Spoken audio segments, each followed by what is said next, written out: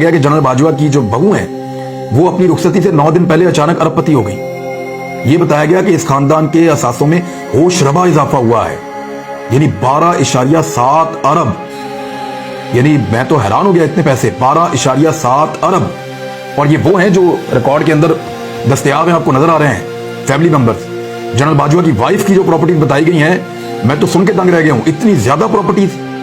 यानी एक काम करते हैं, मैं एक वीलॉग करता हूं, उसके अंदर ये पूरा का पूरा जो अहमद नूरानी की स्टोरी है मैं उसको पढ़ के सुना देता हूं, क्योंकि स्टोरी अहमद नूरानी की है, क्रेडिट उन्हीं का रहेगा। मैं पूरी की पूरी स्टोरी पढ़ के सुना देता हूं।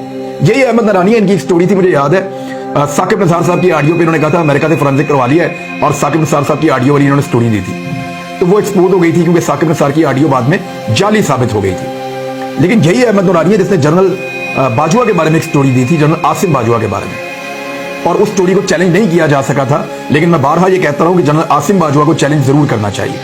या तो ये लोग जनरल आसिम बाजवा को अदालत में ले जाएं, या जनरल आसिम बाजवा इनको अदालत में ले जाएं। लेकिन दोनों ने हिम्मत नहीं की, ना उन्होंने की ना इन्होंने की। उन्होंने स्टोरी दे दी, इन्होंने चैलेंज नहीं किया। इसी तरह जनरल कमर जावेद बाजवा साहब के खानदान के असासों की कहानी आई है।